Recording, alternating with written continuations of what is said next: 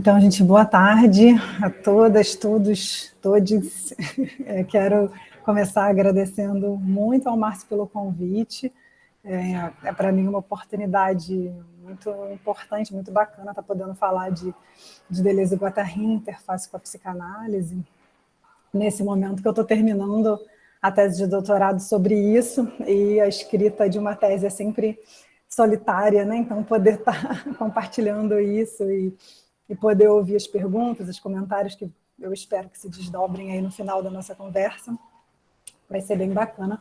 Agradeço muito aí ao Márcio também por ter me convidado nessa série, né, que eu sei que já passaram pessoas aqui que eu admiro muito, a professora Mariana, a professora Aline Sanches, né? Eu gosto muito do trabalho delas e fico muito honrada de estar aqui também nessa série, falando com vocês um pouco sobre psicanálise e Deleuze e Guattari, né? Então, só para me apresentar brevemente, né?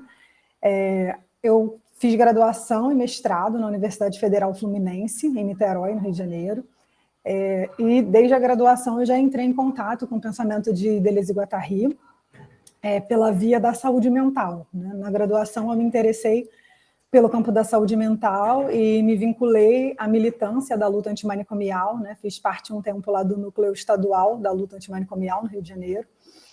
E entrei numa pesquisa também durante a graduação, nesse campo da saúde mental, em que ficava, na época, né, uma divisão muito marcada lá na Federal Fluminense entre os psicanalistas de um lado e os deleuzianos de outro lado, né? Então, na minha graduação, por exemplo, eu tinha muita dificuldade de me aproximar do pensamento de Lacan, porque os professores que eram lacanianos, eles eram contra a reforma psiquiátrica, e eu era militante da luta antimanicomial, então não tinha muito diálogo, né? Eu me lembro de uma fala de um professor assim, que me marcou muito, de que ele dizia, né, sobre a psicose, na teorização do primeiro Lacan, que como o psicótico ele está fora cluído do simbólico, então ele precisa de muro no real. E com isso ele queria dizer que o psicótico precisa estar preso no hospital psiquiátrico, né? E esse tipo de formulação me gerava muita aversão, eu não conseguia me aproximar desse tipo de posição política, né? Então eu comecei os meus estudos por Deleuze e Guattari para depois chegar a Freud e Lacan, né? O que é um percurso tanto incomum, né? Mas eu acho muito bom, hoje eu acho maravilhoso que eu tenha feito esse caminho meio que ao contrário, né? Começar pela crítica para depois ir para os autores que estão sendo criticados, né? Porque isso já me ajudou a chegar na psicanálise com uma posição crítica e, acima de tudo, com uma ética, que eu entendo que é a ética da psicanálise, né? Mas, enfim, isso não estava delineado assim no percurso na minha graduação. No mestrado, eu tive uma experiência importante que foi no campo da saúde mental. A gente fez uma pesquisa que era em parceria com a Universidade de Montreal, no Canadá, em que a gente importou para o Brasil uma tecnologia que os usuários militantes criaram lá no Canadá, que se chama Guia de Gestão Autônoma da Medicação, o Guia GAM. E esses usuários, né, portadores de transtorno mental grave, em sua maioria esquizofrênicos, que têm um trabalho de militância importante, de valorização dos direitos e com um contexto muito diferente, né, no Canadá, que é um país economicamente desenvolvido, e foi muito marcante para mim poder conhecer essa experiência lá, conhecer esses usuários, ver o quanto que da tradição brasileira da saúde mental a gente acaba, ao não discutir questões políticas, especialmente questões de classe social, a gente acaba confundindo muitos problemas que são da ordem da pobreza com questões que são da ordem da psicose, né? Então, isso tudo foi muito importante para mim, e a galera que trabalhava nessa pesquisa tinha uma perspectiva deleuziana, né? Então, eu fui me aprofundando muito nessa perspectiva, relacionando Deleuze e Guattari com o campo da militância na saúde mental.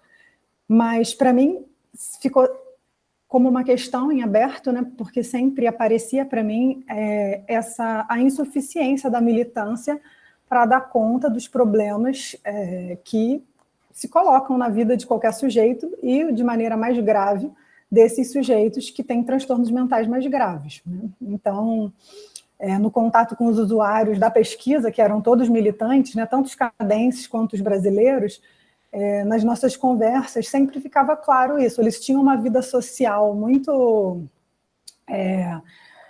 cheia de atividades, eles tinham uma participação política muito interessante, isso fazia muito sentido para a vida deles, mas eles tinham várias questões humanas, né? Tipo, sei lá, dificuldade de namorar, dificuldade de se relacionar com a família, dificuldade de lidar com os colegas no trabalho, ou de arrumar trabalho, problemas que se colocam para todo mundo, né?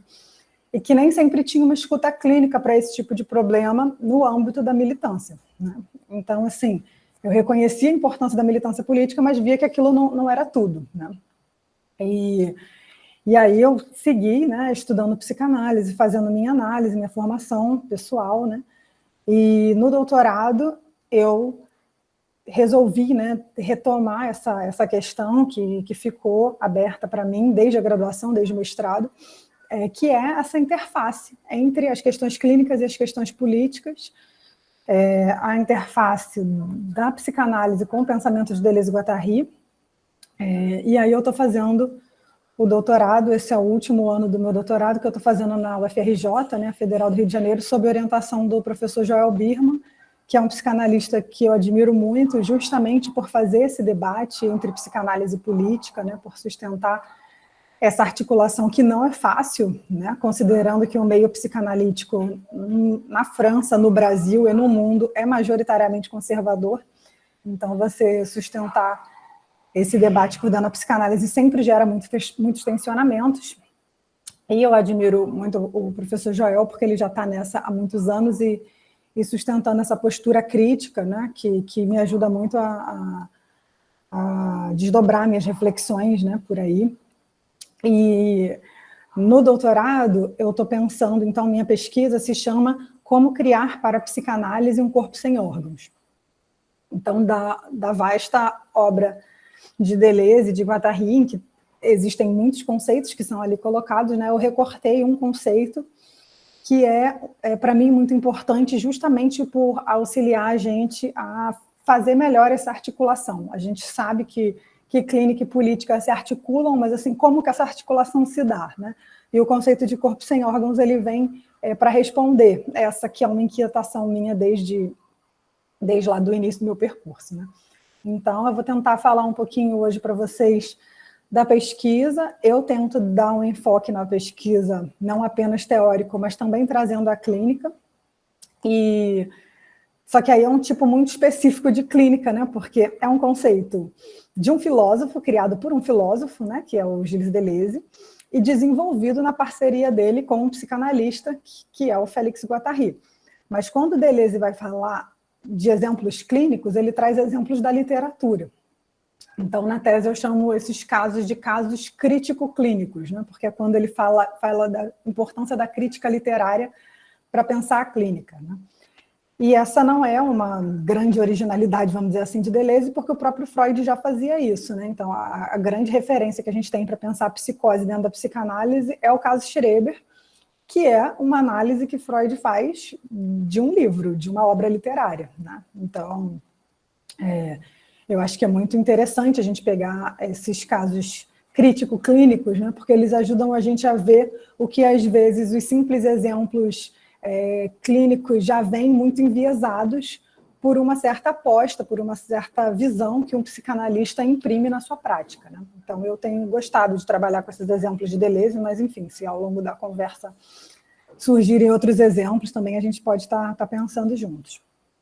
Mas, enfim, nesse trabalho, então, que eu estou terminando, né, uma das coisas que mais me inquietou no início foi a necessidade de reconstruir a história do encontro entre esses autores, né? Porque, assim, eu trabalho com Freud e Lacan, né? As colegas que já passaram por aqui na disciplina com vocês trabalham com outros psicanalistas, né? Eu sei que a Mariana trabalha mais com Ferenczi e Winnicott, né? A Aline Sanches trabalha bastante com Reich. E assim, esses psicanalistas que trabalham com outros autores, a gente encontra até uma abertura maior para dialogar com Deleuze e com Guattari, né? Agora, no meio lacaniano, é muito mais difícil, né? E aí, essa dificuldade me fez e buscar, né, dedicar um capítulo da tese à reconstrução dessa história e tentar entender um pouco melhor por que a guerra, vamos dizer assim, declarada entre os lacanianos, não só no Brasil, isso é uma questão francesa, né? A gente só herda ela de maneira via colonização, né? Porque isso já está colocado na França e isso vai ser reproduzido aqui no Brasil, essa concepção bastante equivocada de que Deleuze e Guattari seriam os autores que vão criticar a psicanálise para destruí-la, né? Que vão criticar Freud e Lacan para exterminar a psicanálise e criar uma outra coisa que seria completamente diferente, que seria a esquizoanálise, né? E, enfim, essa concepção que é muito equivocada, né, para a gente entender em que medida que ela é equivocada e como que a gente pode construir outras histórias, eu acho interessante voltar no próprio Lacan, né, porque a gente encontra várias referências extremamente elogiosas à obra de Deleuze e também a de Guattari no próprio trabalho do Lacan, né? E a gente vai ver, então, que é só a partir de 72, é só a partir do lançamento do Antiédipo, é que vai acontecer essa ruptura. Então, para começar a conversa hoje com vocês, eu queria trazer um pouco desse momento anterior à ruptura, quando Deleuze e Guattari eram próximos de Lacan, né? Então, para voltar um pouquinho nessa história, né, eu acho que é importante pensar um pouco esse contexto que permeava, né, a intelectualidade francesa da época ali dos anos 50.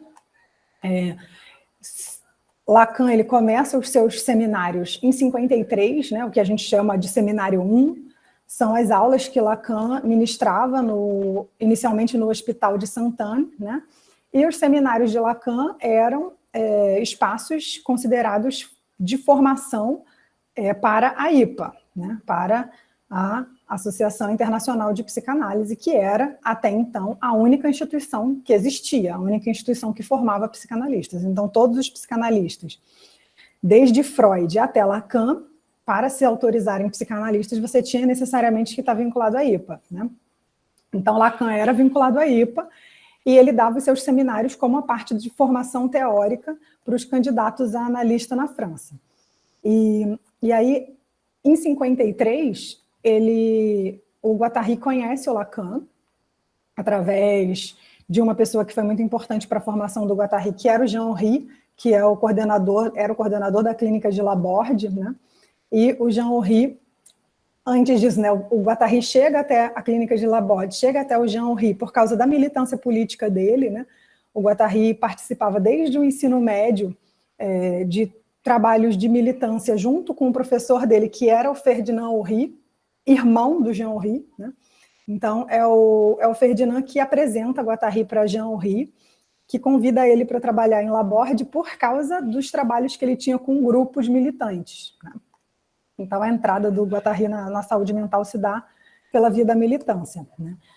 E aí o Guattari, na época, ele era estudante de farmácia, o Jean Henry vai ajudar ele a até mudar de área, virar estudante de filosofia, né? Ele vai passar a fazer filosofia na Sorbonne, e o Jean Henry que vai incentivar ele a ir para os seminários de Lacan, né? A ir para uma conferência, ele vai para uma conferência de Lacan, e aí ele fica encantado, né? A figura de Lacan era de fato encantadora, e ele conversa com Lacan, que chama ele para começar nos seminários, a frequentar os seminários. Então, Guattari foi o primeiro aluno não médico de fora daquele circuito da IPA a frequentar os seminários do Lacan, né? E ele vai começar a ter uma relação muito estreita com o Lacan, porque além de frequentar os seminários, ele vai começar a fazer análise e supervisão dos casos que ele vai começar a atender, tudo com Lacan, né? Então fica um poder bastante concentrado na figura de Lacan, que vira professor, analista e supervisor do Guattari, né?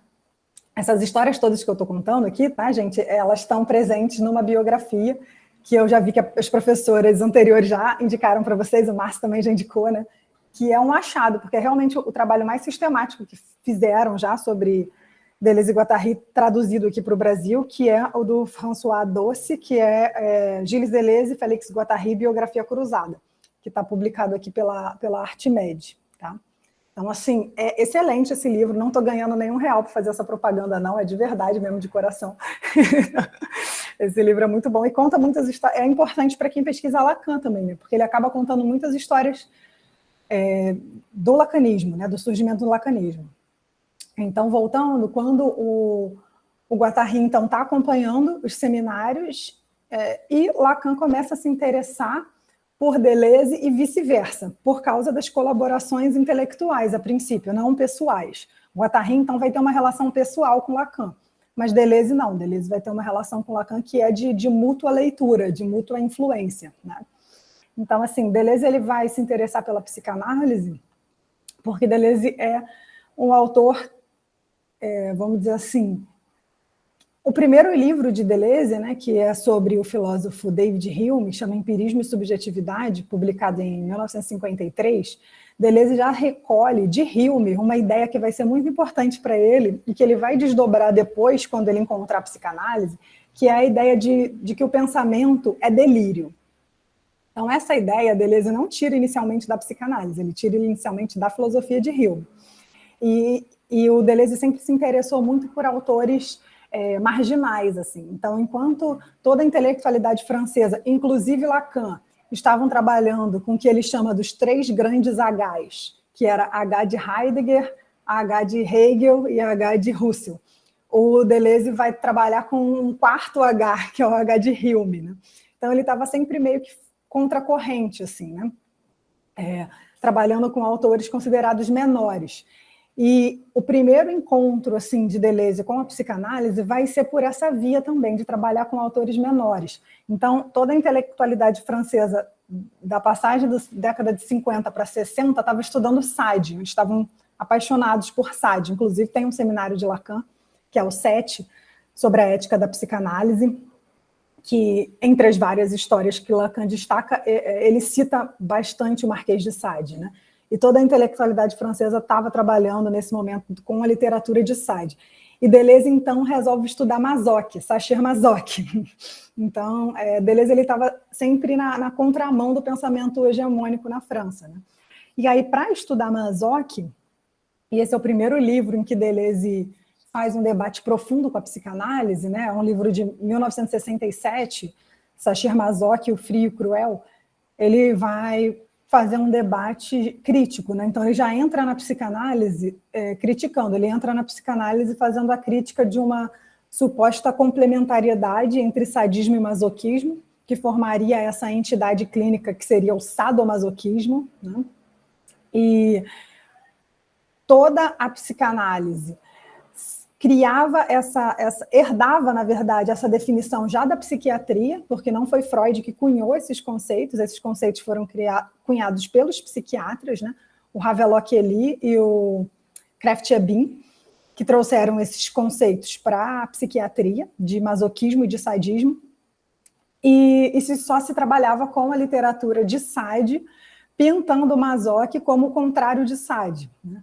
Então, essa obra de Deleuze é muito interessante porque ele vai trazer a literatura de Mazoc para mostrar que Mazoc não é o contrário de Sade, Mazoc não é a sombra de Sade, muito pelo contrário, ele tem procedimentos específicos que permitem definir o masoquismo de maneira específica e como uma entidade clínica necessariamente separada do sadismo, de modo a não ser possível fazer, como faz Freud, pensar sadismo e masoquismo como um polo ativo e um polo passivo que estariam em constante permutação, né?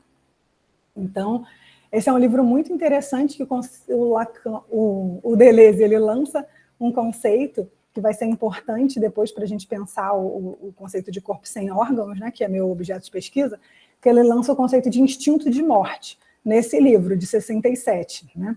E aí já é toda uma tentativa do Deleuze de trazer a metafísica para dentro da psicanálise, né? Então é como se ele pegasse a metapsicologia freudiana e ele radicalizasse essa metapsicologia, ele levasse a metapsicologia até o limite em que ela se torna metafísica, né? Então, instinto de morte é um conceito que Deleuze vai trazer influências de Hume, que ele já estava pesquisando, e de Kant, né? porque essa é uma outra coisa própria do Deleuze também, né? Que até o professor Roberto Machado, num livro muito interessante que é Deleuze, a Arte e a Filosofia, ele vai falar que o método de Deleuze é um método de colagem, que ele pega referências diferentes e ele subverte essas referências e ele cola de uma maneira própria, né?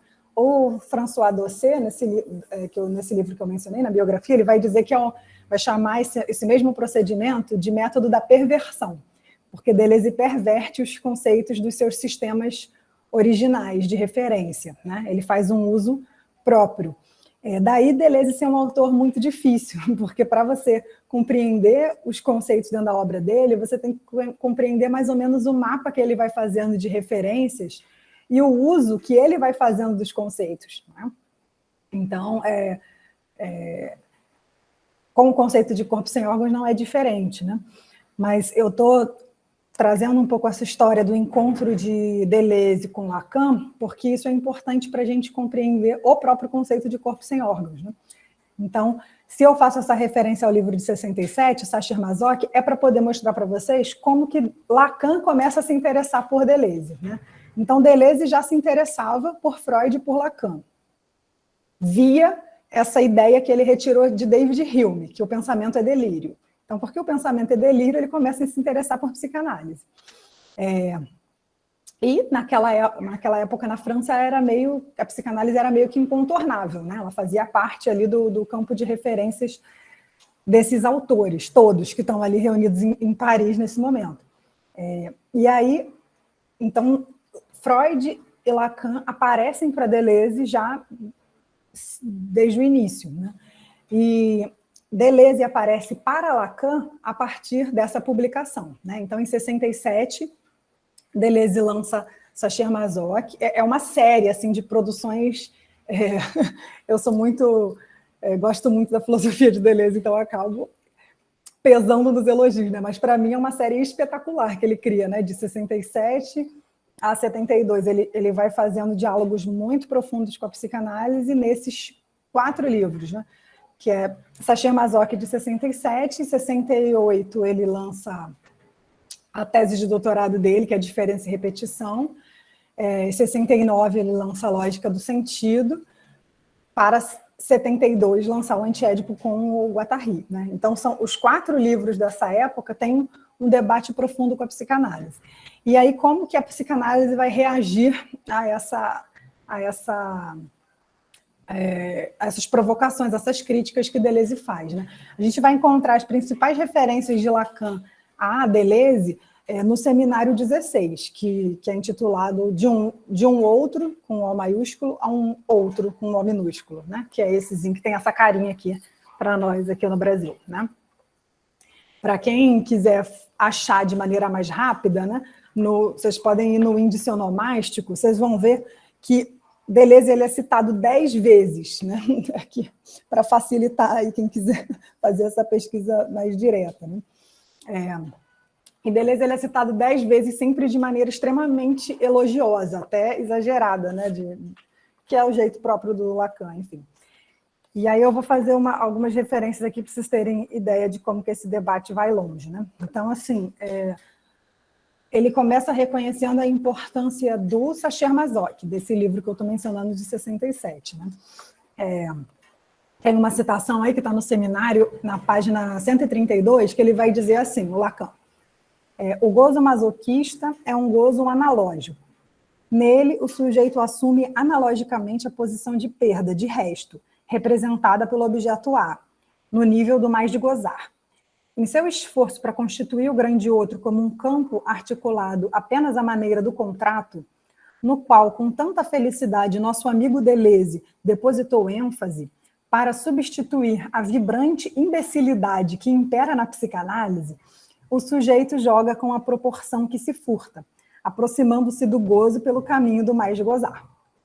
Então, veja nessa citação que interessante. Ele chama o Deleuze de nosso amigo, ele diz que o Deleuze veio para substituir a vibrante imbecilidade que imperava na psicanálise, e ele reconhece o valor desse conceito que Deleuze vai criar, né? Que é o de contrato masoquista, né? Então, o que Deleuze está fazendo nesse livro? O Lacan e seus seguidores, né, estavam lendo a perversão até esse momento como uma relação com o grande outro, ou seja, com esse campo sociossimbólico da linguagem, que muitas vezes na teoria lacaniana vai aparecer como sinônimo do nome do pai, né? Então, essa proximidade do grande outro com o nome do pai vai ser extremamente criticada por Deleuze, né? Deleuze, ele vai, nesse livro, Sacher-Masoch, mostrar como a literatura de Masoch cria uma série de procedimentos para esvaziar a função do pai, dotando de poderes a figura da mulher.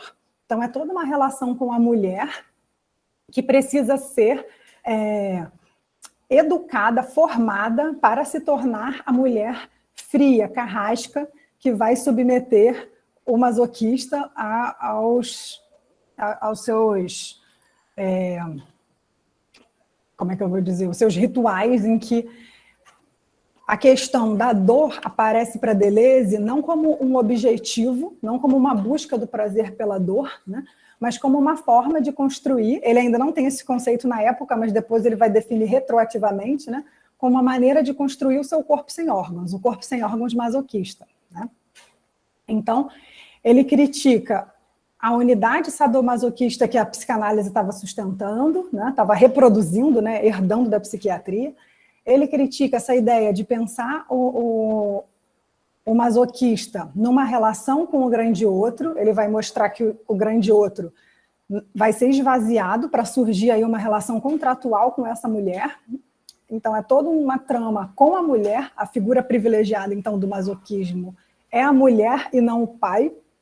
Essa mulher que surge às vezes como mãe, às vezes como puta, às vezes como Maria, a virgem, que bota seu filho Cristo na cruz. Então, tem várias faces da mulher que Deleuze vai analisar nesse livro. É lindíssimo, vale muito a pena ler esse livro também, Sacher-Masoch, né? Mas ele critica frontalmente a concepção que o próprio Lacan estava sustentando sobre perversão desde o seminário 7, né?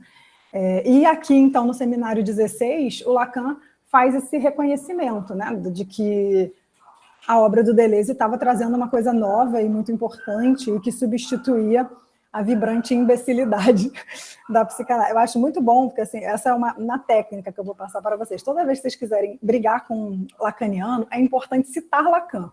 Então, nada ofende mais um psicanalista lacaniano do que você discordar dele citando Lacan. Então, estou dando aqui algumas armas para vocês discutirem com lacanianos. Porque os elogios são muito rasgados que ele faz a Deleuze, né?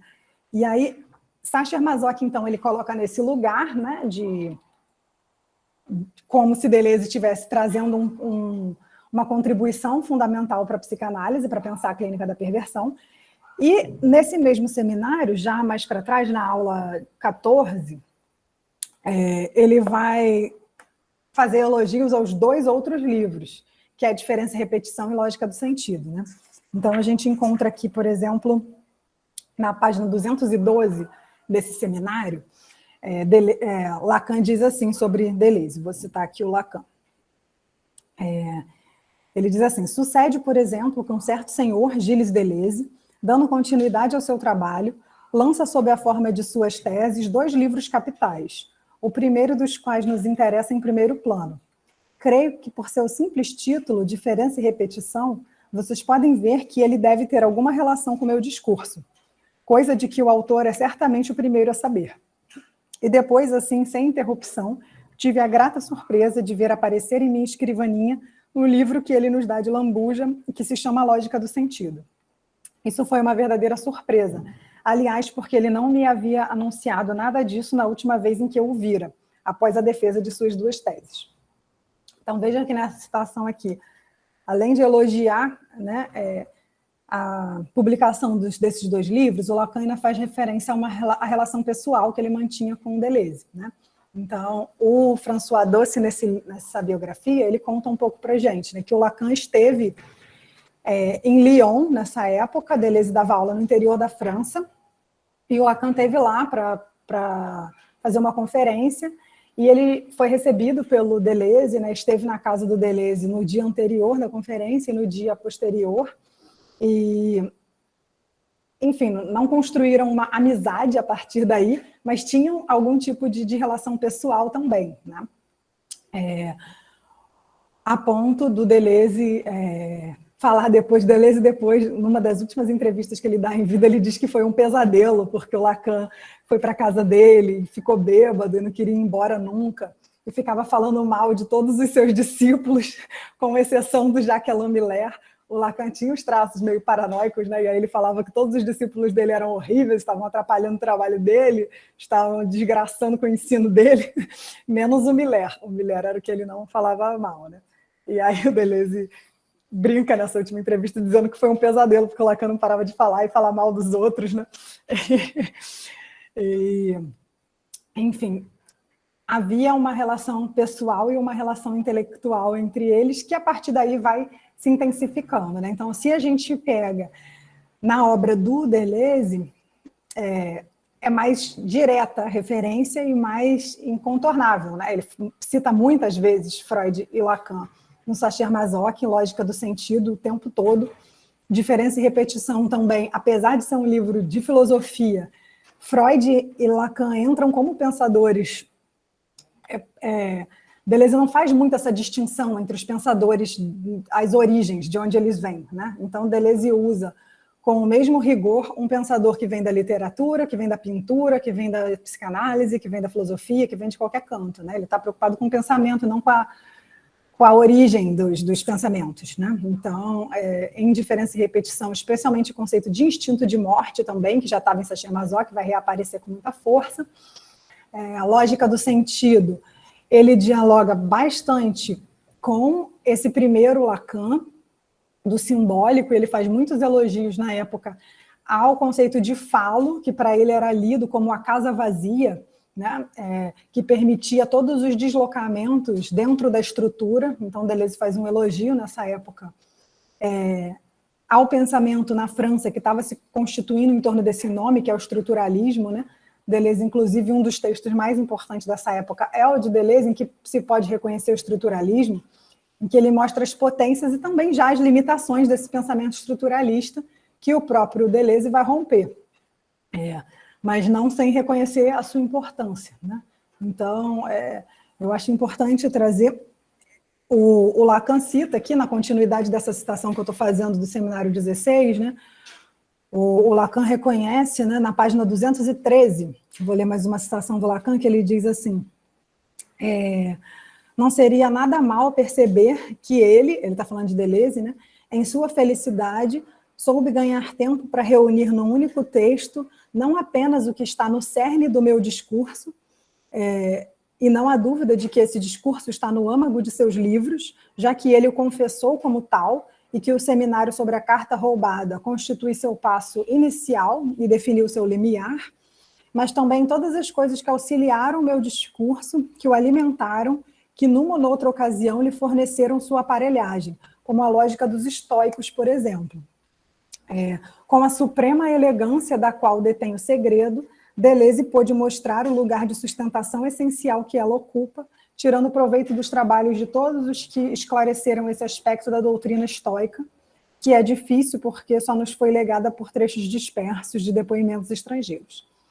Então, assim, toda vez que Lacan cita Deleuze no Seminário 16, é com esse tipo de suprema elegância, nosso amigo que fez essa coisa incrível. Ele faz elogios muito rasgados a Deleuze. Não vou ler aqui as 10 citações, que tomaria muito tempo, mas recomendo que quem está interessado, né, nesse debate faça essa incursão aí pelo Seminário 16, né, que é um seminário muito importante também, porque o Lacan vai introduzir o conceito de mais de gozar, e esse conceito de mais de gozar ele é fundamental para entender o antiédipo, né? Então, assim, existe a influência do pensamento de Deleuze em Lacan, e existe a influência do pensamento de Lacan em Deleuze, e mais ainda em Guattari, que vinha dessa linha, seguindo a linhagem, literalmente, né?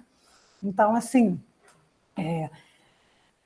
Lacan vinha citando Deleuze nas aulas. Tem uma aula aqui que é interessante, que o Lacan estava com febre, ele diz isso. O nome da aula é 39 de febre, que é a aula de... Deixa eu ver que dia que é isso aqui.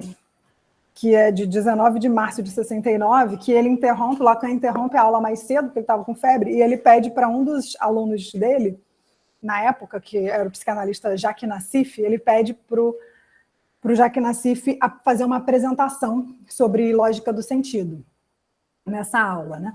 E aí eles interrompem o seminário mais cedo para fazer essa apresentação. A apresentação não é transcrita na edição que a gente tem, que é a edição editada pelo Miller, né? Que é uma pena, porque a gente não vê o que ele apresenta, o que ele destaca, mas fica registrado que é feito esse tipo de estudo durante o seminário do Lacan. Então, as influências são mútuas, e eu acho muito importante reconstruir essa história para a gente entender que é só a partir de 72 que vai haver essa ruptura e que a gente colhe os efeitos dela até hoje no pensamento psicanalítico e também no âmbito daqueles que estudam Deleuze e Guattari, né? Então, o que acontece em 72? Esse seminário que eu estou lendo várias citações para vocês, ele foi preferido em 68 e 69. Né? Então, Lacan incitando as pessoas a ler Deleuze, Lacan pedindo para darem palestras sobre lógica do sentido durante o seminário dele. E aí, esse ano vai ser o ano que o Guattari vai buscar conhecer o Deleuze pessoalmente. Né? Então, essa é uma coisa importante, que geralmente se atribui o encontro de Deleuze e Guattari a maio de 68. Né? E assim, claro que maio de 68 e a militância tem a sua importância também para o pensamento dos dois. Agora, o encontro propriamente dito em 69 tem bastante relação com o fato de que se estava estudando Deleuze no seminário de Lacan, né?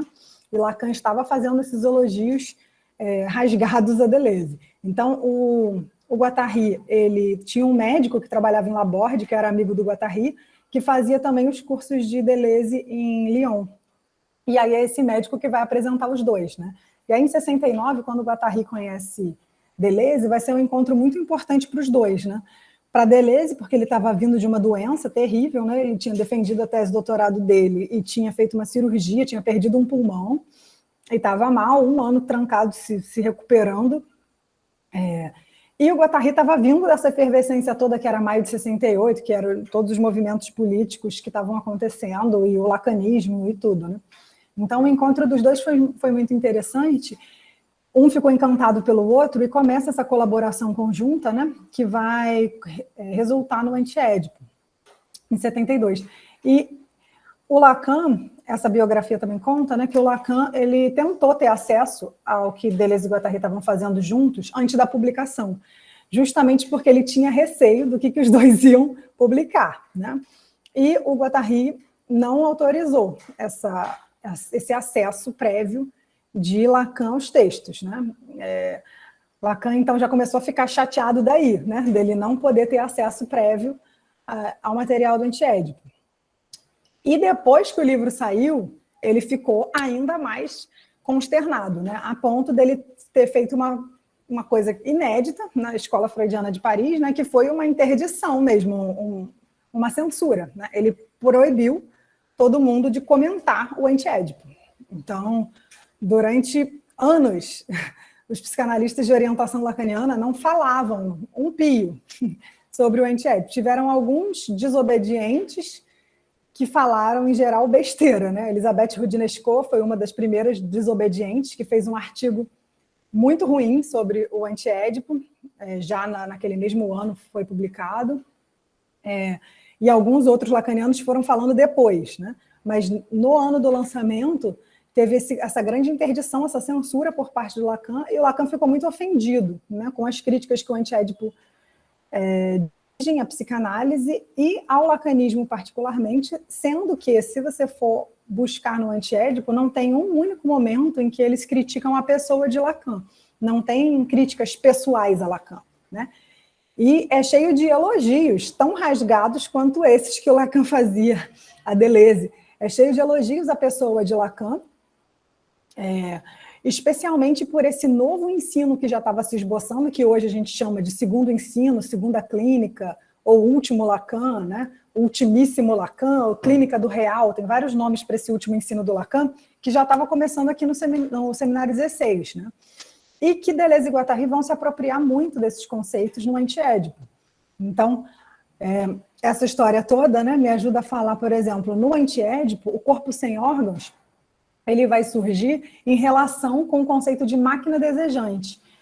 Então, Deleuze traz já esse conceito de corpo sem órgãos do livro Lógica do Sentido, e Guattari traz esse conceito de máquina desejante, que é um conceito fortemente inspirado pelo conceito de objeto A do Lacan, né? Então, Guattari tem um texto publicado em 1969, que se chama Máquina e Estrutura, onde ele vai pensar o objeto A, tal como Lacan tinha definido, pensando ele não como um furo na estrutura, mas sim como uma máquina que produzia, né? Então, é toda uma crítica já a essa lógica da falta em psicanálise, que o próprio Lacan depois vai rever, né? O próprio Lacan depois vai parar de falar em termos de falta e vai começar a falar em termos de excesso. No último Lacan, você não vê nenhum elogio da falta, muito pelo contrário, ele está falando o tempo todo dos excessos pulsionais, né? Mas nesse momento ele não vai embarcar muito nessa proposta de Deleuze e Guattari. Ele vai se sentir ofendido, especialmente porque Deleuze e Guattari fazem críticas muito duras à lógica da representação, como a psicanálise lê o inconsciente em termos representacionais, a lógica simbólica, como se faz um verdadeiro culto da castração, que eles vão chamar, né? A crítica que eles fazem também ao conceito de pulsão de morte, eles batem muito no conceito de pulsão de morte, chegando a dizer que os psicanalistas eles estão na linhagem dos padres, porque eles fazem uma espécie de culto à culpabilidade, né? E aí eles pegam as críticas lá desde Nietzsche, passando por Foucault, e vão colocar na série deles, das críticas ao padre, o psicanalista, né, de orientação lacaniana, desse primeiro Lacan do simbólico.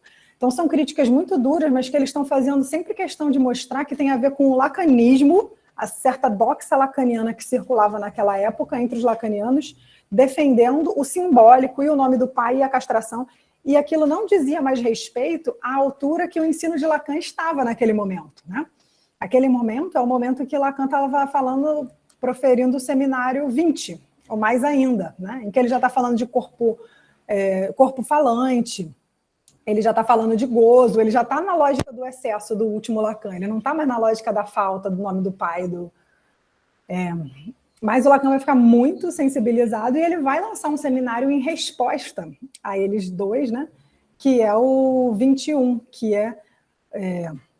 ainda não está lançada a versão oficial aqui do Brasil, mas tem as piratas circulando, né? Que ele chamou o seminário de Nom du Père. Nom du Père pode ser lido em francês, essa sonoridade, Nom du Père, significa tanto o nome do pai como os não tolos erram, né? Então, muitos lacanianos da época entenderam que era uma resposta a Deleuze e Guattari, enfim, pesquisas nesse sentido precisam ser produzidas, né? A minha pesquisa não vai dar conta disso, né? Mas eu aponto essa importância de se reconhecer as mútuas influências, né? Então, assim, a partir dessa briga, dessa ruptura, não se fala, né? É uma coisa bem mais rara você ouvir nos meios lacanianos se falar de Deleuze e Guattari e nos meios deleuzianos se falar de Lacan, né? Eu acho que isso é um grande... não, só um complemento no que você está falando, né? Porque o seminário seguinte, a publicação do Antiédipo, então teve esse ponto de ruptura, né? De Lacan e com a escola, de Guattari com o pensamento de Lacan. Lacan proíbe, né, de se comentar o antiético, mas em seguida, como você falou, né, no seminário 21, ele vai proferir esse seminário que é o Nom du Père, né? Mas em seguida, o seminário 22 é o RSI, né? Que o Lacan pega os 3 registros que ele considera sua principal criação em psicanálise e reordena, colocando o real em primeiro plano, né? Real, simbólico e imaginário, sendo que até então ele pensava que o simbólico vinha na frente, né?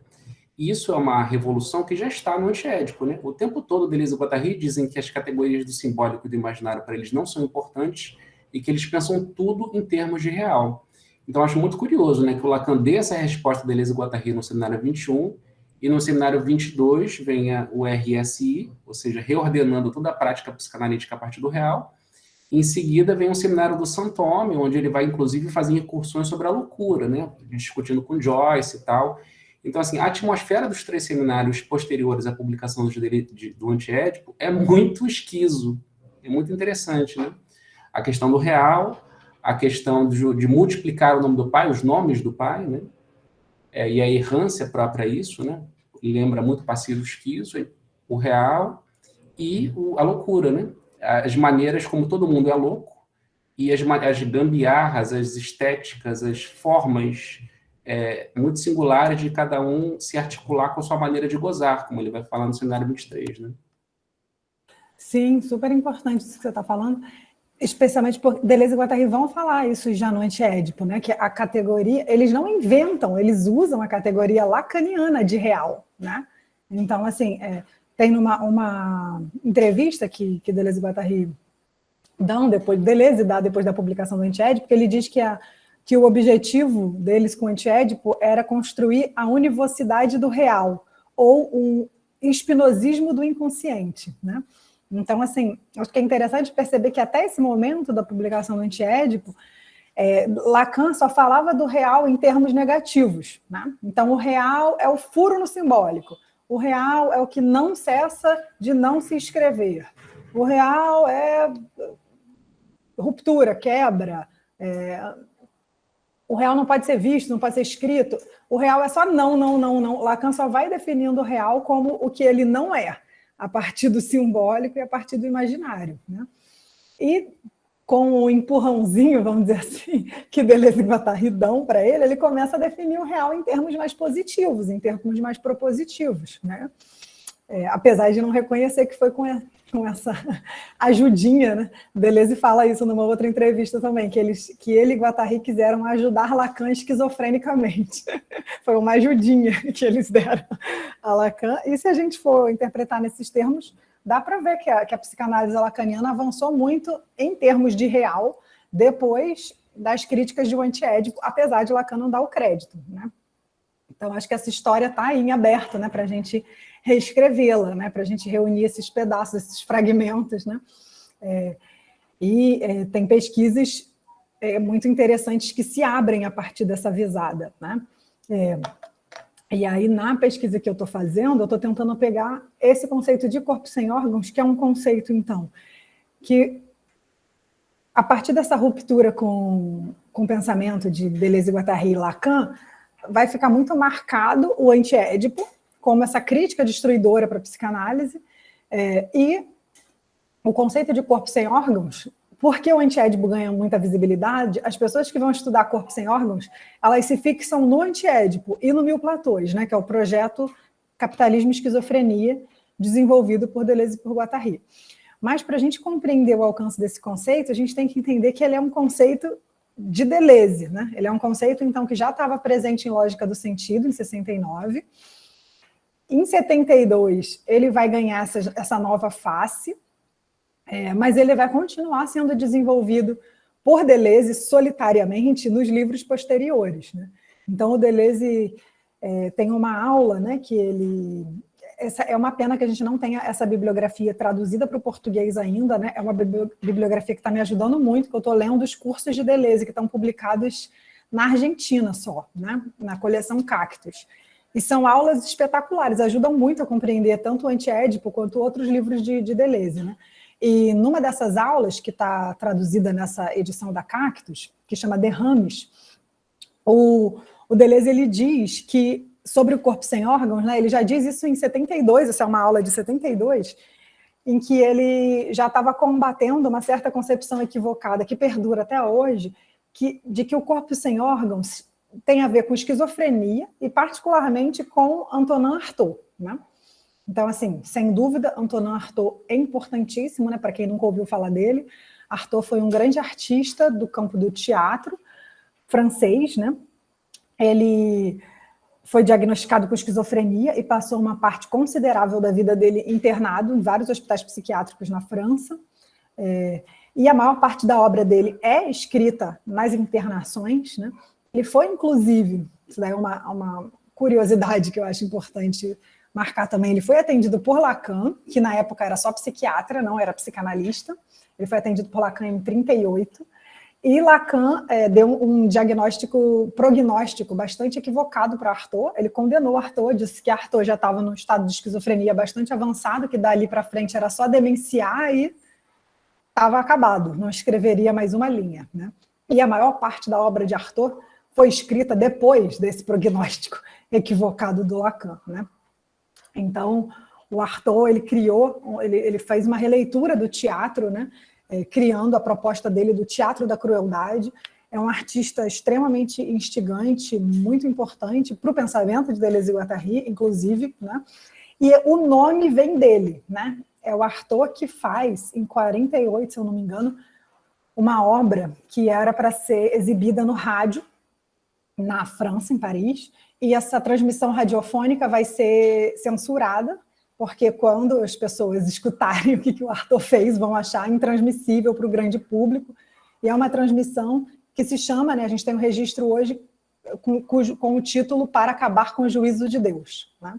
Então, esse texto, Para Acabar com o Juízo de Deus, vai inspirar vários textos de Deleuze, inclusive uma das últimas palavras de Deleuze sobre o corpo sem órgãos é no último livro dele, Crítica e Clínica, em que ele tem um capítulo chamado Para Acabar com o Juízo, né, que faz referência a essa obra do Artaud. Então, é do Artaud que ele retira o nome corpo sem órgãos para desenvolver o seu conceito, né? Então, a primeira aparição do conceito lá em Lógica do Sentido era através da obra de Artaud também, né? Mas o próprio Deleuze vai dizer, nessas aulas que ele dá sobre o antiédipo, eu vou citar aqui o Deleuze tentando desfazer esse mal-entendido de que o corpo sem órgãos seria uma experiência exclusiva da esquizofrenia ou da obra de Artaud, né? Ele diz assim, meus 4 corpos, masoquista, esquizofrênico, drogado e histérico, são aproximações a esse limite que é o corpo sem órgãos, né? Então, veja, quando Deleuze fala de 4 corpos, ele ajuda a gente a identificar 4 exemplos crítico-clínicos na obra dele, né? Então, o corpo masoquista é uma definição retroativa que ele faz do livro de 67, Sacher-Masoch, onde a gente pode ler instinto de morte como corpo sem órgãos, né? Porque, inclusive, essa é a definição que vai aparecer no Antiédipo. Ele diz sobre o corpo sem órgãos, instinto de morte é o seu nome, e a morte não fica sem modelo, né? Então, Sacher-Masoch é um exemplo clínico de corpo sem órgãos masoquista. Esquizofrênico e drogado vão aparecer em Antiédipo e em Mil Platões. Pelo exemplo de Artaud, mas não só, também entra Schreber, também entra outros autores da literatura, entra Beckett, também entra o Passeio do Esquizo, que é um outro autor que não estou me lembrando agora o nome. Entram várias referências da literatura, e sobre o corpo drogado entra Burroughs, entra toda essa literatura norte-americana da geração beatnik, que usava muitas drogas, e ele vai falar dessa construção desse corpo, das ondas de frio no corpo drogado. E o último exemplo que ele dá, que é o corpo histérico, é um livro que o Deleuze vai publicar sozinho, depois da parceria com o Guattari, que é um livro chamado Francis Bacon e a Lógica da Sensação. É um livro sobre pintura, em que Deleuze vai falar do corpo sem órgãos como a experiência, ele fala que é a realidade do corpo histérico, né? Então vejam que tem 4 exemplos crítico-clínicos, né? Corpo masoquista, corpo esquizofrênico, corpo drogado e corpo histérico. Então, quando Deleuze fala desses 4 corpos, né, que são aproximações a esse limite que é o corpo sem órgãos, ele ajuda a gente a traçar algumas balizas para a definição desse conceito, né? A primeira coisa é que não existe um corpo sem órgãos visível, apalpável, que você possa, né, identificar como algo discreto e extenso. O corpo sem órgãos é, para eles, o limite imanente. Então, criar para si um corpo sem órgãos é se aproximar desse limite imanente. Não existe um corpo sem órgãos pronto, né? Só existem aproximações a esse limite que é o corpo sem órgãos. Então, isso é muito interessante, né? E ajuda a gente a desfazer também algumas impropriedades, porque no meio deleuziano no Brasil tem muitas impropriedades, como tem gente, agora que Deleuze e Guattari estão fazendo sucesso, né? Está vendendo bem na internet, tem gente vendendo coisas como massagem no corpo sem órgãos, eu já vi até. Então, assim, não dá para massagear o corpo sem órgãos, gente. Se vocês comprar esse tipo de coisa, dá para massagear o que quiser, mas assim, corpo sem órgão não se massageia, porque não é um corpo atual, né? Então, as referências filosóficas que vão ajudar a gente a definir esse conceito, né? passam pelos principais filósofos que Deleuze estabelece interlocução, que são Hume, Kant, Nietzsche, Bergson e Spinoza. Então, tem um colega rindo aqui no chat da massagem no corpo. É verdade, tem massagem no corpo sem órgão. Você joga no Google que você vai encontrar. Não vou citar nomes por questões éticas, mas tem gente fazendo. Então, assim, o que significa, né, pensar a clínica a partir desse limite imanente? A ideia de limite imanente, Deleuze e Guattari trazem de Spinoza. Deleuze já tinha trazido antes, né, de Spinoza, e Guattari vai ajudar ele a desdobrar. Mas, assim, quando eles falam de univocidade do real ou de um espinosismo do inconsciente, o que eles estão querendo fazer? Isso é uma coisa muito valiosa para repensar a psicanálise, a meu ver, né? Porque, assim, a psicanálise ela tem toda uma teorização sobre limite, que é uma concepção externalista de limite, né? Então, é o pai, essa instância simbólica que vem te barrar, que vem te castrar. E é a partir desse limite, dessa castração que vem de fora, é que o sujeito pode se constituir, né? Deleuze e Guattari vão auxiliar a gente a pensar um limite imanente. O que Spinoza vai trazer, né, para Deleuze e Guattari, que fazem eles redefinirem essa noção de limite, né? Limite imanente para Spinoza é como cada ser vai ser definido, como cada corpo vai ser definido como determinado grau de potência, né? E a forma como essa potência ela pode se expressar, indo até o limite do que se pode, né? Então, limite para Deleuze e Guattari, e para Deleuze também de maneira mais singular, tem a ver com essa concepção espinosista de que um corpo ele vai até o limite do que ele pode. Então, você nunca estabelece de antemão o que é um limite para um corpo, né? Porque é o próprio corpo, nessa experimentação, que vai reconhecendo esses seus limites que lhe são próprios, né? Daí a filosofia de Deleuze está sempre, e também na parceria com Guattari, ele está sempre falando dessa ideia de que em psicanálise não se deveria interpretar, né, que eles querem substituir essa lógica da interpretação psicanalítica pela lógica da experimentação, né? Então, experimentação está intimamente relacionada com essa concepção de limite imanente que eles retiram de Spinoza, né? Que aplicações práticas que a gente tem disso na clínica, né?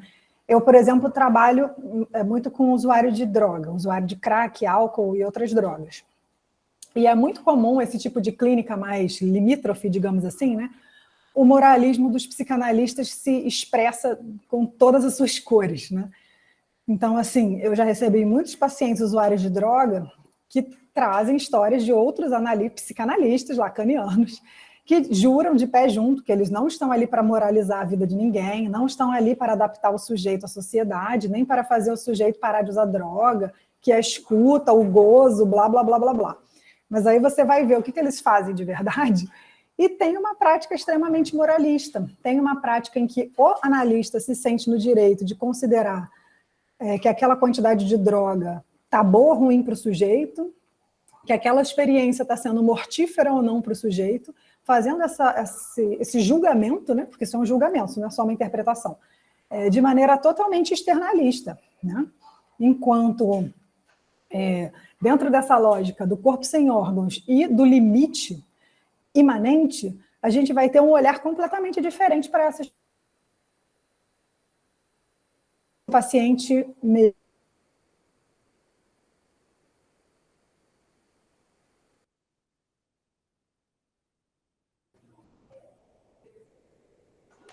Travou?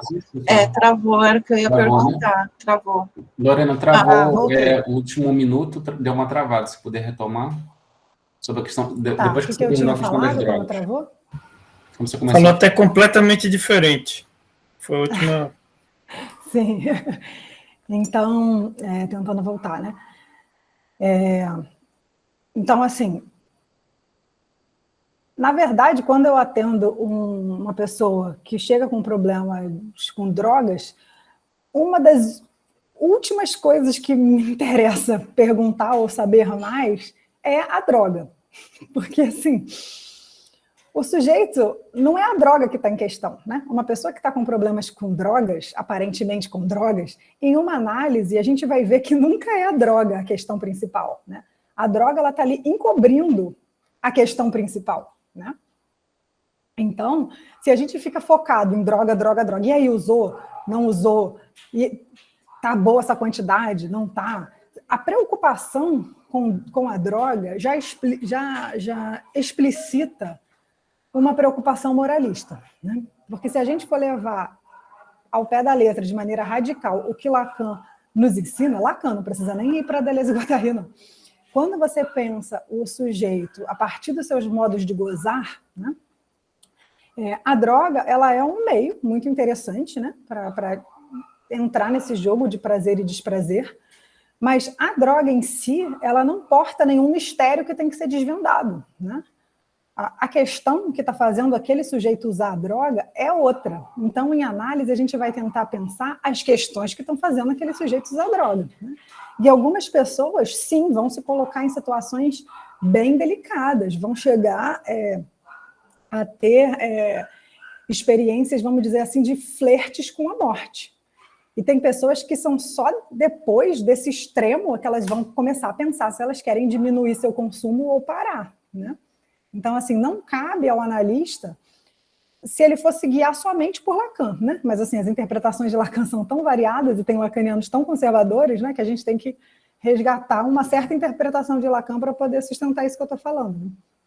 E, assim, com Deleuze e Guattari, então, essa experiência, eu acho que ela fica mais legível, porque eles oferecem ferramentas para a gente mais propositivas para pensar o que é esse real do corpo, né? Então, o que Lacan chama de real do corpo, e que fica muitas vezes difícil de definir com as categorias negativas do Lacan ao se expressar sobre o real, né? Com Deleuze e Guattari, a gente tem mais ferramentas para trabalhar com isso, né?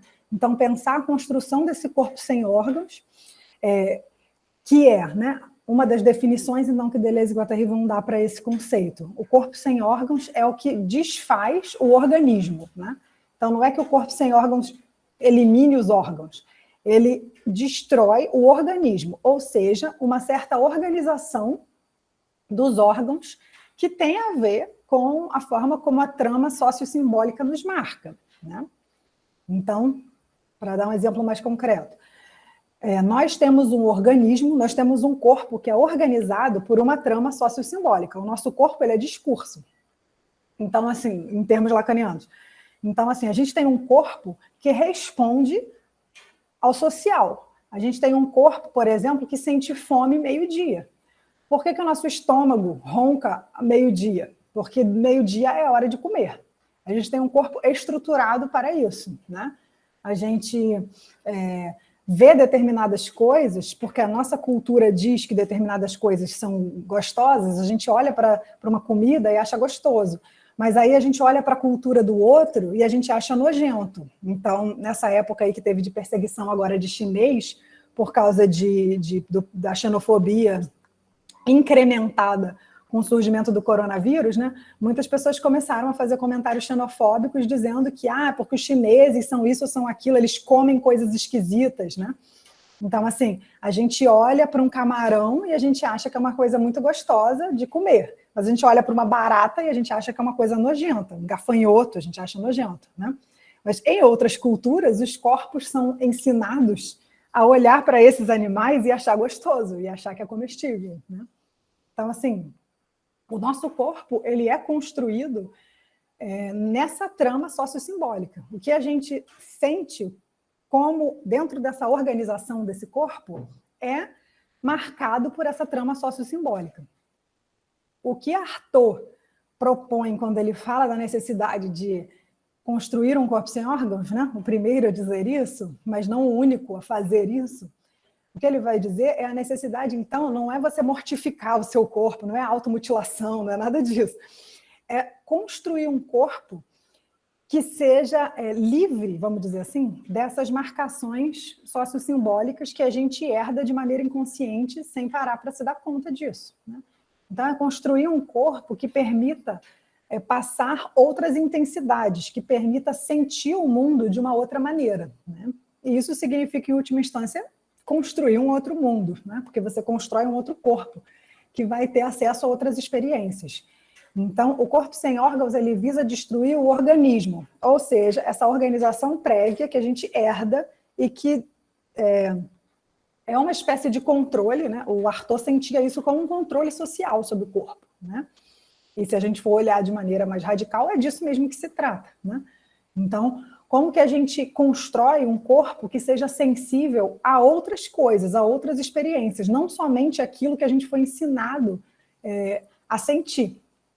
E isso tem a ver com o real do corpo, né? Então, assim, Deleuze e Guattari vão falar... Então, o corpo sem órgãos ele vai sendo definido de várias maneiras ao longo da obra do Deleuze, né? Então, em Lógica do Sentido, que é o livro que ele está sozinho inicialmente, né? O corpo sem órgãos ele está ali para responder ao problema da relação entre linguagem e corpo.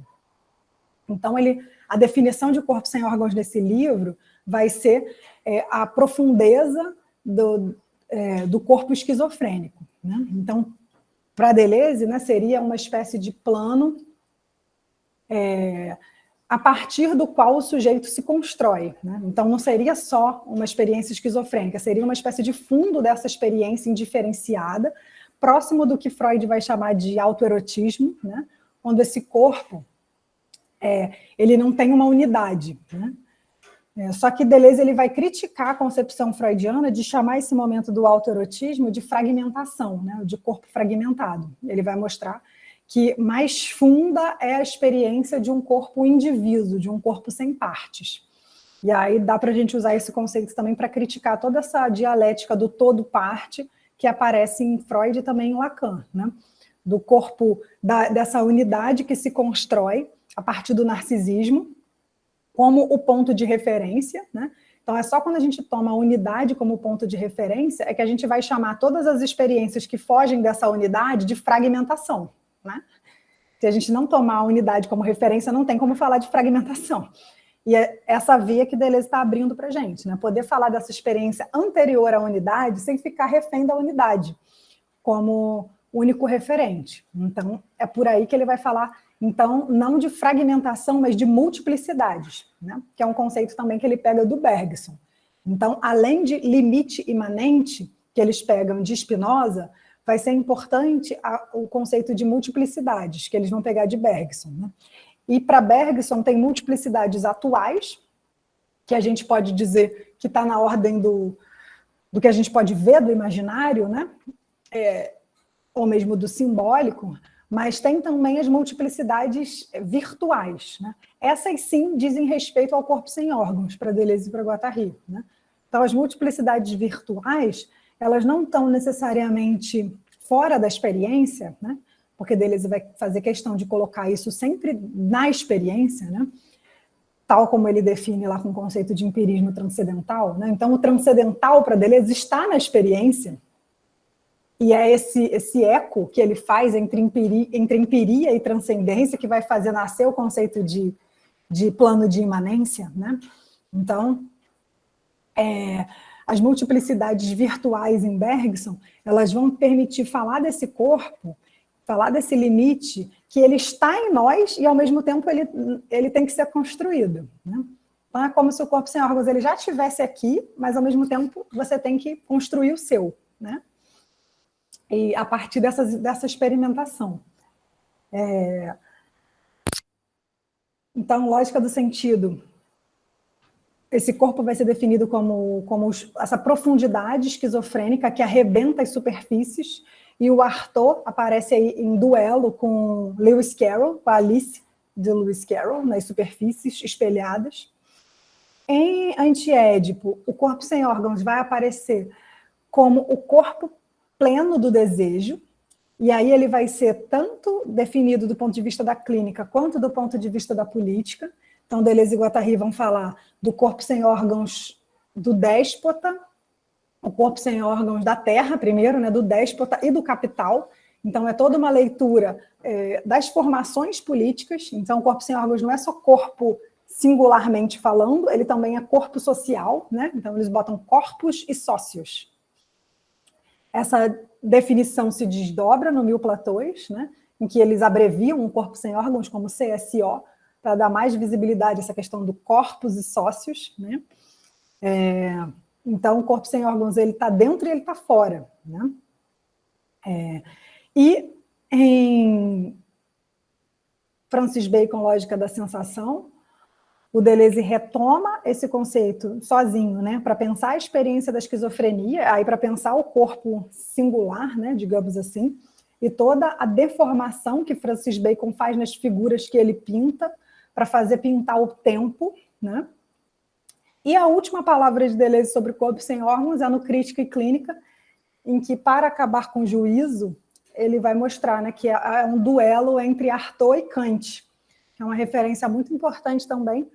E ele vai falar que Artaud, para acabar com o juízo de Deus, ele precisa lutar contra esse que criou o tribunal do juízo, que é Kant, né? E a gente vai ver que a referência a Kant é muito importante, porque Deleuze usa muitas categorias kantianas para definir o corpo sem órgãos no antiédipo. Ele fala das sínteses do inconsciente, né? E essa ideia de sínteses ali vai pegar das sínteses das faculdades em Kant, né? Então, Deleuze tem um livro sobre Kant, que eu não me recordo o ano agora, se o Márcio puder me ajudar aí nessa lembrança. 63, é um dos primeiros 63, livros. né?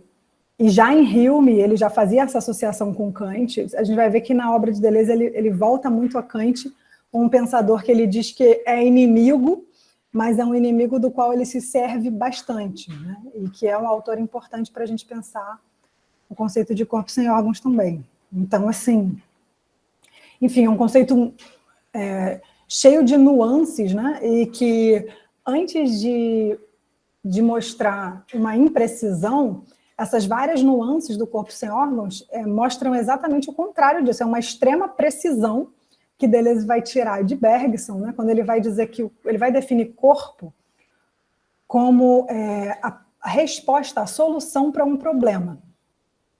Então, ele diz assim, né, lendo a Evolução Criadora de Bergson, ele diz, antes da gente pensar para que serve um olho, a gente tem que pensar que um olho ele é criado como solução de um problema colocado pela existência da luz.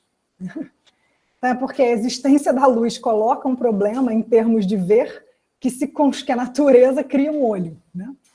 Então, muito interessante essa perspectiva.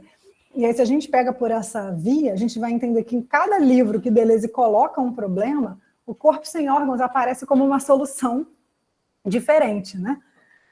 Não há uma incompatibilidade entre essas várias definições, né? Eu vou tentar mostrar isso na tese, espero que eu consiga, mas assim, tem nuances, porque a cada vez que ele coloca um problema, é um corpo novo que se constrói, né? Então, o corpo masoquista responde a um problema, o corpo esquizofrênico a outro, o drogado a outro, o histérico a outro, né? E se a gente for ver, as 3 categorias clínicas em psicanálise, neurose, psicose e perversão, vão estar aí representadas, né? O drogado é meio um nômade que fica circulando aí entre as 3. Mas, assim, para a neurose, ele vai pensar a histeria, para a psicose, a esquizofrenia, e para a perversão, o masoquismo. Então, Deleuze ajuda a gente a repensar os termos da clínica diferencial, tal como ela está estabelecida, né? Enfim, é um conceito que se desdobra clinicamente, filosoficamente, artisticamente, nas interfaces com a literatura, com a pintura. Enfim, não sei, já falei demais aqui, estou vendo que já é 5h16, acho que é legal abrir um pouco também para ouvir vocês e as questões, não sei se... Eu estou tão habituada a ficar pensando nessas coisas que eu nem sei se fui clara na minha tentativa de transmitir, né? Mas não sei nem se esse conceito dá para ser claro, mas espero ter. Eu agradeço muito, acho que foi super claro, né, a sua apresentação, e eu fiquei pensando em várias questões, né? Só queria falar um comentário, assim, sobre essa questão de como o corpo sem órgãos ele tem que ser construído, e essa construção implica uma certa destruição, né? É uma certa negação e destruição do que foi estabelecido, né? A própria ideia do Antônio Artaud, né? Acabar com o juízo, né? Desorganizar o corpo, acabar com a organização, né? Eu fiquei lembrando, por exemplo, da questão da experiência mística, né? Em vários autores, né? Você falou da questão do supliciamento do corpo, né? Isso tem muito no cristianismo, na história do cristianismo, né? Supliciar o corpo, o silício e tudo mais. Mas na tradição oriental também tem muito isso, né? Na experiência de Buda, inicialmente, né? que ele até abandonou essa coisa do suplício do corpo para buscar um caminho do meio, né, uma prudência, um equilíbrio, né? Mas também nessas experiências dos drogados, né? Na experiência dos índios, né? O Davi Copenau fala dessa experiência na queda do céu, de uma destruição do corpo, né? Então tem uma certa destruição de um corpo social para se alcançar um outro tipo de corpo, uma outra sensibilidade do corpo, né? Então talvez por isso o Lacan pensasse inicialmente que o real fosse uma categoria negativa. Porque para você falar do real, você primeiro precisa dizer o que ele não é. O real não é isso, o real não é aquilo, né? Até você chegar numa certa categoria positiva do real. Isso só é alcançado quando você destrói todas as definições existentes, todas as organizações sociais existentes, para você, então, encontrar o real da vida, que está além desses escombros simbólico-imaginários, né? Então, tem essa relação também na experiência do drogado, na experiência do esquizofrênico, enfim, dos artistas. Isso que você falou é super importante, porque tem, de fato, uma relação muito estreita com a questão da mística, que eu não... Enfim, são muitos aspectos, não deu para eu tocar em todos os aspectos, né? Mas eu vou dedicar um capítulo da tese a essa experiência, a essa dimensão da mística, né? Porque em Antiédipo, eles vão definir, eles vão dizer que a energia que anima o corpo sem órgãos é númen, né? E que é uma palavra, que é um termo para sagrado, né? Então, o que significa isso? E aí eles articulam isso quando eles vão falar do corpo sem órgãos do Capital, né? No diálogo deles com o marxismo, muito interessante. Eles dizem assim como em Marx mostra, né, que o surgimento do capital ele gera uma espécie de ilusão retroativa, que uma vez que o capitalismo nasceu, parece que ele sempre esteve lá, né? E parece que é impossível destruí-lo, né? Então, tem até brincadeiras daquele psicanalista esloveno, o Slavoj Žižek, que ele diz que é mais fácil pensar o fim do mundo do que o fim do capitalismo, né? Uma vez que o capitalismo se instaura, ele produz essa espécie de ilusão retrospectiva e ele se torna uma espécie de entidade sagrada, como se tudo emanasse dele, né? Daí, inclusive, a criação do termo fetichismo, né? Que vem das religiões dos povos antigos, que criavam os deuses fetiche, né? Então, eles vão mostrar, Deleuze e Guattari, que o corpo sem órgãos também opera dessa maneira. Uma vez que ele é construído, fica parecendo que tudo emana dele, né? E eles vão chamar o corpo sem órgãos de superfície de inscrição, né? Então, depois que você cria essa superfície, parece que tudo depende dela. E a gente esquece, então, que aquilo foi produzido, que aquilo foi criado daquela maneira, né? E aí as experiências místicas vão ser lidas de uma outra maneira por Deleuze e Guattari, né? Se a gente for olhar do ponto de vista da psicanálise, tem uma leitura muito pobre das experiências místicas, que é patologizante sempre, né? Então, a Teresa d'Ávila vai ser lida como uma histérica. O segundo ensino de Lacan já tenta ir longe disso, né? Mas no meio psicanalítico, o contato de Schreber com Deus vai ser interpretado, então, como um sucedâneo do pai. Então, tem sempre leituras pobres da experiência mística em psicanálise, ou levando para o lado da histeria, ou levando para o lado da psicose, né? E Deleuze e Guattari ajudam a gente a pensar a experiência mística numa certa positividade, porque eles vão dizer que o corpo sem órgãos, esse corpo que se constrói, ele nunca é um corpo individual. Por mais que você faça a experimentação sozinho, esse corpo ele é sempre povoado por matilhas, por populações, né? Daí a imagem que eles criam do corpo sem órgãos mais famosa é a imagem do deserto, né? Então, no deserto circulam populações nômades, né? Então, ele fala da necessidade de construir o corpo sem órgãos, construir esse seu deserto, e os povos, as matilhas, eles dizem que é uma questão política e é uma questão também cósmica, que vai colocar as pessoas, então, em contato com devires animais, moleculares, e com experiências além do que a gente define aqui como vamos dizer assim, da experiência humana, né? Então, eles vão positivar muito essas experiências místicas, sem reduzi-las a uma psicopatologia, como a psicanálise já fez muito, e sem reduzi-las também a uma, vamos dizer assim, algo que seja exclusivo da ordem das religiões, né? Eles vão pensar na sua positividade. Então, é bem bacana essa ideia. Poder usar esse conceito para pensar a mística. Uhum. E também tem uma dimensão política, de uma destruição do mundo, né? Do mundo tal como estabelecido, né? Dos códigos existentes, sociais, né? E da criação de um outro mundo, assim como de um outro corpo também, né? Que seja imanente a esse, obviamente, né? Bom, pessoal, então eu queria abrir para vocês, né? Os demais participantes quiserem colocar alguma questão, algum comentário para a Lorena, né? Temos alguns minutos.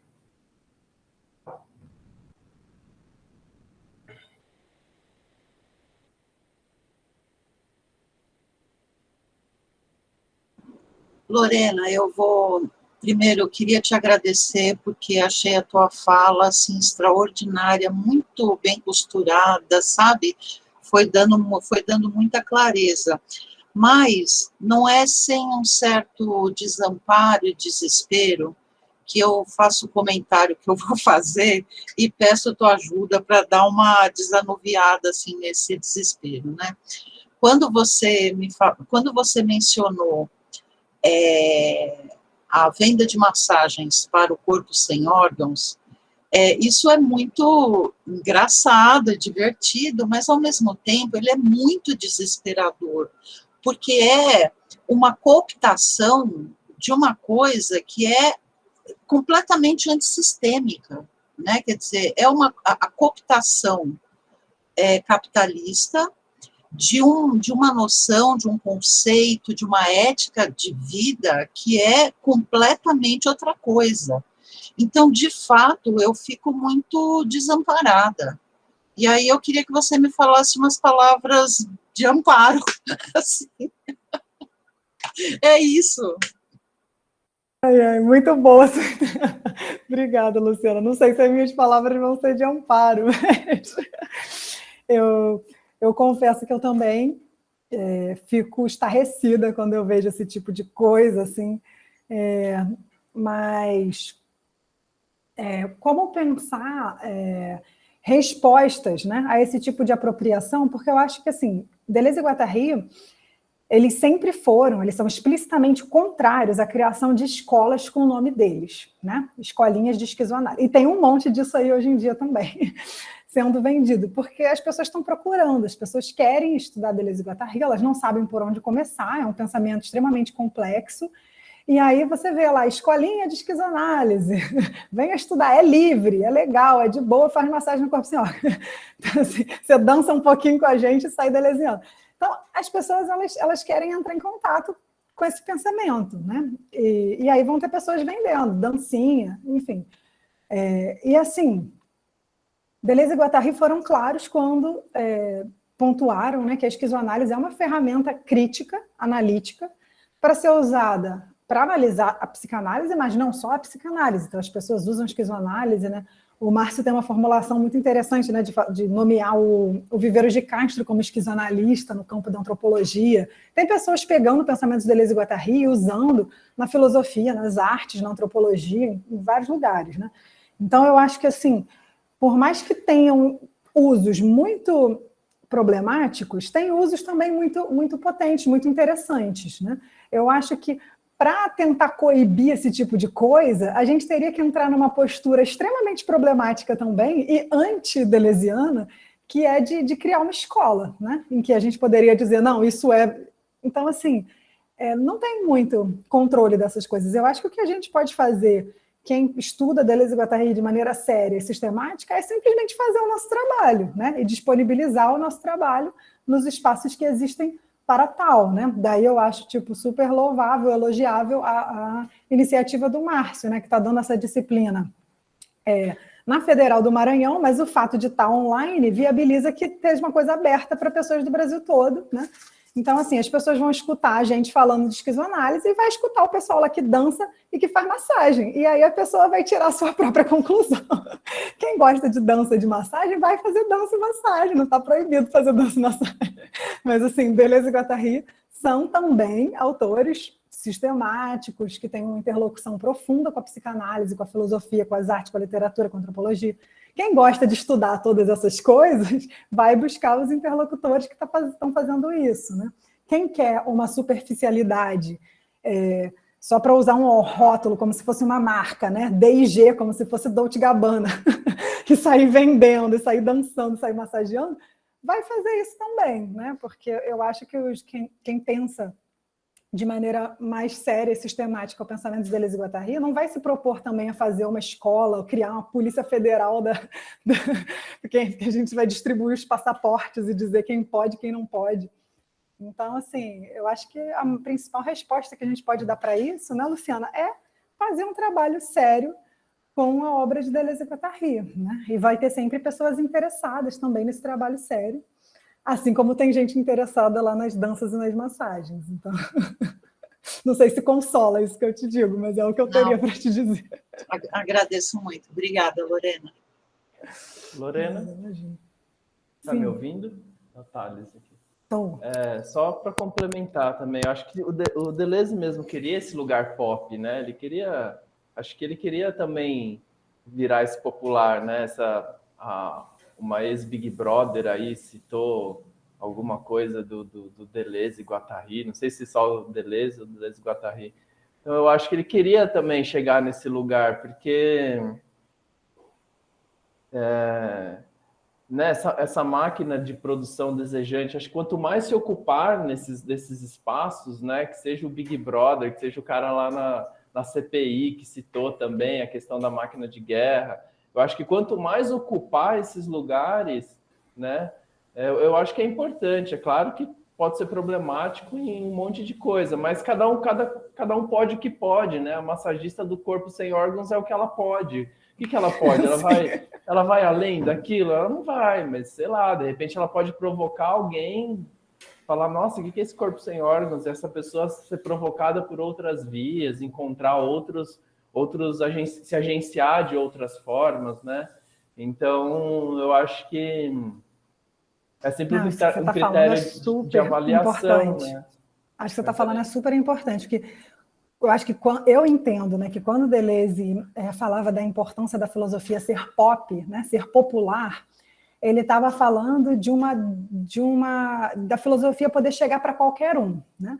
Nesse sentido, a gente poderia usar uma palavra assim, de uma democratização do acesso do pensamento para qualquer pessoa, né?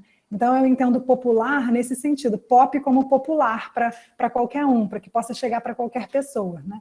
E aí eu acho importante, Thales, fazer uma diferenciação entre pop, no sentido de popular para qualquer um, e midiático, né?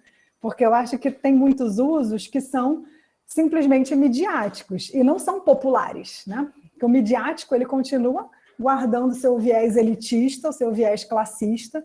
Então, você vai ver esses espaços, às vezes, de dancinha de massagem, é para uma elite, é para uma classe média branca, é para um determinado público, que foi o público que sempre teve acesso, né? Então, assim, eu acho que diferenciar o popular, o pop do pop de midiático, é importante, né? Porque assim, é um pensamento que ele está conectado com problemáticas políticas daquela época que tem imensa ressonância nos dias de hoje, né?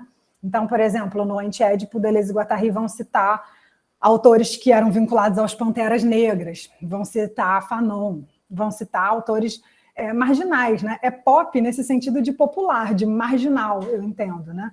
E não necessariamente de midiático, né? Mas, assim, é isso, a gente não tem como controlar o Instagram da moça lá que foi ex-BBB, e aí ela fez uma citação lá do Mil Platões, ok, aí teve reportagens no jornal querendo explicar para o grande público quem eram Deleuze e Guattari por causa da citação dela, né? Então teve essa ressonância que você está mencionando, né, Thales? Então, mesmo no midiático, pode promover essa popularização, mas eu acho que é importante a gente ter clareza entre o que é meramente midiático e o que é uma apropriação dessa elite que sempre se apropriou desse tipo de ferramenta, né?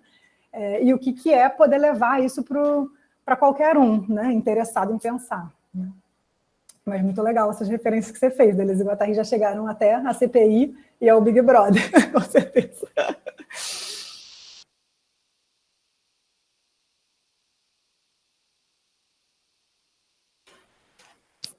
Bom, gente, acho que é isso. Tem mais perguntas, comentários? Ou a gente fica por aqui? Acho que já são 5h30 também. Não, eu queria só agradecer publicamente, não só a você, né, que hoje deu essa aula maravilhosa, mas agradecer muito ao Márcio, né, eu sou de São Paulo, então eu não poderia ter feito esse curso, né, e adorei mesmo, estou chateada porque o curso acabou, hoje é o último dia, né, então agradecer muito o Ronaldo, a Fernanda, né, os monitores, e aos colegas aí que acompanharam esses... Foram o quê? 3 meses de curso, Márcio, é isso? Foi um monte. Acho que 15 encontros. Foi um curso longo, né, assim, e foi muito legal mesmo. Agradeço de coração a todo mundo. Também agradeço muito a você, Luciana, a todo mundo, né, e particularmente a Lorena, né, fechando aqui com chave de ouro, né, com muita precisão, muito rigor e muito humor também, alegria, né? Que acho que isso tem muito a ver com Deleuze e Guattari, né? O rigor e a alegria, né? Eu te agradeço muito, Lorena, por a sua disponibilidade de trazer aqui uma coisa, né, que você está construindo ainda, que é a sua tese, né? E agradecer a todos vocês também pela participação nesses meses, né? Por terem resistido, né? Você vê que a última aula hoje tem pouca gente, né? Pouca gente foi resistindo. Mas, enfim, todos estão recebendo também os vídeos, né, das aulas, né, a gente vai colocar também no YouTube. Então, é isso, né, a gente está falando de popular, né, então é isso, permitir o acesso, né, que as pessoas tenham acesso a isso, mas isso, com a ética de Deleuze e Guattari, né, que a gente aprende e constrói junto com eles, né, que é uma ética de fugir das capturas, né, disponibilizar, que seja popular, que seja conectado, né, mas fugindo dessas capturas, né, desse mundo, né, porque a gente destrói esse mundo para construir um mundo muito melhor, né? Que a gente já constrói, né, na nossa própria prática, né? Então, agradecer muito a vocês por isso, né? Porque é impossível fazer um curso, pelo menos do meu ponto de vista, foi muito bom, eu gostei muito, né? Aprendi muito, e sem ter a interlocução de vocês, né? Sem ter a presença de vocês, né? Sem ter a troca com vocês, e foi maravilhoso, né? Então, é isso, né? Construir linhas de fugas mesmo nessas situações difíceis como a da pandemia, né? Então, a gente constrói outras formas de conexão também, né? Então, pessoal, valeu muito aí pela presença, pela perseverança ao longo desses meses. Eu agradeço muito também pelo né? convite. Cursos, né? Agradeço aí todo mundo pela paciência, pelas exposições que nem sempre são curtas ou didáticas, né? Eu acho que esse é um esforço também, né? A Márcia está falando que vai colocar as aulas no YouTube, eu acho que é excelente nesse sentido de tornar acessível para qualquer um, né? De popularizar, de tornar popular. E agora é isso, é um fôlego também das pessoas, é necessário um interesse, né? Que eu acho que a turma sustentou nesse curso. Eu vi algumas aulas que ficaram gravadas, estão excelentes, acho que vai ser muito legal poder disponibilizar no YouTube, e fico muito feliz de estar com vocês aqui, e obrigada mesmo. E como a Luciana lembrou, agradecer também a Fernanda e o Ronaldo aí por esse trabalho aí no grupo de WhatsApp, de organizar o pessoal, lista de presença, gravações, e-mails, enfim. Valeu mesmo, Ronaldo e Fernanda, aí pela ajuda, tá? Bom, pessoal, acho que é isso, né? Vamos evitar também despedidas muito longas, tá? Despedidas são sempre chatas e a gente vai continuar vivo, trabalhando e se conectando, tá bom? Mas eu já estou esperando o próximo, tá, Márcio? Legal. Avisa. Gostaria também. Eu coloco esse curso no YouTube e vou ver se eu coloco um outro que eu estou dando também na pós, que é sobre epistemologia, uma outra discussão, né, sobre epistemologia da psicologia. E, de repente, fazer outros vídeos também mais curtos, né, no canal, enfim, aí se vocês puderem participar, fazer perguntas, e a gente vai movimentando o canal, né, vamos ver até onde isso vai dar. Com certeza, já marco presença lá, e queria agradecer também pela oportunidade de estar aqui, mandar um abraço daqui da Bahia.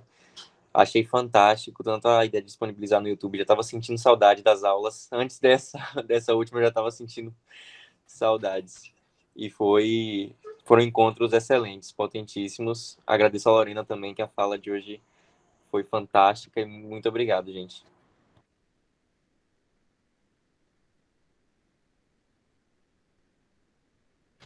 É isso, pessoal. Um grande abraço, tá? E até a próxima. Obrigada, gente. Até a próxima, então. Valeu. Mariana, obrigado. Tchau. Obrigadão. Tchau, gente.